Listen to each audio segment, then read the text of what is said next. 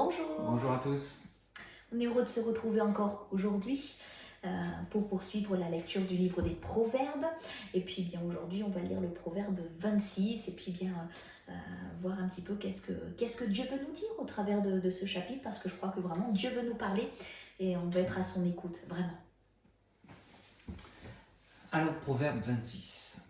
Comme la neige en été et la pluie pendant la moisson, ainsi la gloire ne convient pas à un insensé. Comme l'oiseau s'échappe, comme l'hirondelle s'envole, ainsi la malédiction sans cause n'a point d'effet.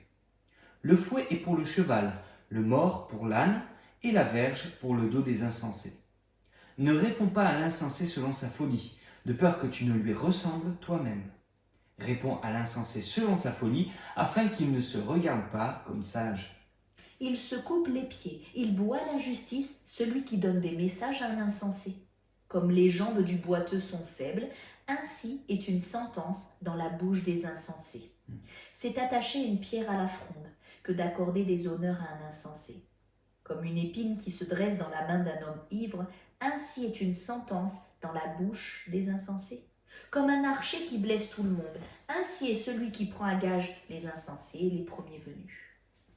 Comme un chien qui retourne à ce qu'il a vomi, ainsi est un insensé qui revient à sa folie. Si tu vois un homme qui se croit sage, il y a plus à espérer d'un insensé que de lui. Le paresseux dit, il y a un lion sur le chemin, il y a un lion dans les rues.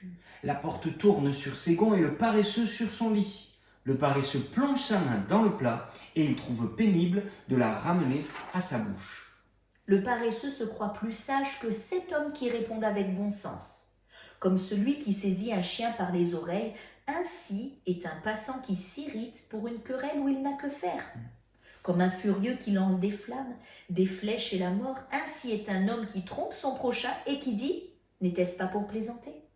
Faute de bois, le feu s'éteint, et quand il n'y a pas de rapporteur, la querelle s'apaise. Le charbon produit un brasier et le bois du feu. Ainsi, un homme querelleur échauffe une dispute. Les paroles du rapporteur sont comme des friandises, elles descendent jusqu'au fond des entrailles. Comme des scories d'argent appliquées sur un vase de terre, ainsi sont des lèvres brûlantes et un cœur mauvais. Par ses lèvres, celui qui hait se déguise, et il met au-dedans de lui la tromperie. Lorsqu'il prend une voix douce, ne le crois pas, car il y a 7 abominations dans son cœur. S'il cache sa haine sous la dissimulation, sa méchanceté se révélera dans l'assemblée.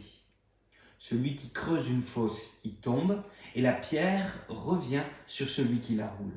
La langue fausse est ce qu'elle écrase, et la bouche flatteuse prépare la ruine. Moi, pour ma part, eh bien, j'ai sélectionné le verset 11. Le verset 11, comme un chien qui retourne à ce qu'il a vomi, ainsi est un insensé qui revient à sa folie. Bon, voilà, c'est vrai que le vomi, c'est voilà, pas quelque chose de très joyeux. Et justement, si on vomit quelque chose, ben, on vomit quelque chose qui n'était pas bon, on rejette quelque chose de mauvais.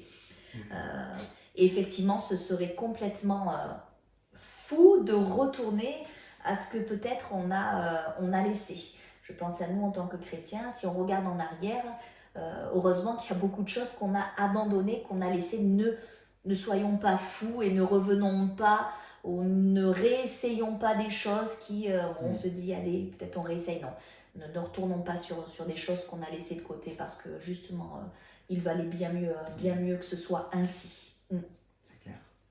Pour ma part, j'ai sélectionné le verset 2. Il est dit « Comme l'oiseau s'échappe, comme l'hirondelle s'envole, ainsi la malédiction sans cause n'a pas d'effet. » Et je voulais vraiment sélectionner ce verset parce que pour moi, il est très très important. Peu importe si on me maudit, et je vais même jusqu'au point où si quelqu'un qui touche à l'occultisme voudrait souhaiter faire une malédiction sur moi, on entend souvent des gens qui disent « ma famille a souhaité du malheur sur ma vie », ils ont fait toutes sortes de choses, du vaudou, des choses comme cela, et ils ont voulu m'atteindre, ils ont voulu me maudire. Eh bien, ce texte il dit que la malédiction sans cause n'a pas d'effet. Si je ne suis pas là à avoir fait du mal à quelqu'un, si je ne suis pas en porte-à-faux, je n'ai pas à craindre une malédiction. C'est comme de l'eau sur les plumes d'un canard, c'est comme une hirondelle qui s'envole ou un oiseau qui s'échappe, c'est sans effet. Alors c'est vraiment la parole de Dieu. Ouais. Et moi, c'est quelque chose qui me fortifie dans mon cœur, que Bien je sûr. veux saisir par la foi. Et c'est comme une carapace autour de moi. Je ne crains pas les ennemis qui Oui, me gloire à maudiraient. Dieu. Peu importe, moi je veux les bénir. Et je sais que c'est moi qui vais gagner. Et Amen. c'est pas eux. Parce Bien que la malédiction sans cause n'a pas d'effet. Ça, c'est la parole de Dieu. Alors je m'appuie sur elle et je suis victorieux. Je suis triomphant. Voilà. Amen. Merci Seigneur. Que Dieu soit béni. Oui, vraiment. Soyons pleins de foi. Mm. Et aujourd'hui, peut-être vous avez passé une journée comme ça, bien dans vos occupations. N'oubliez pas que le Seigneur avec vous, c'est la victoire.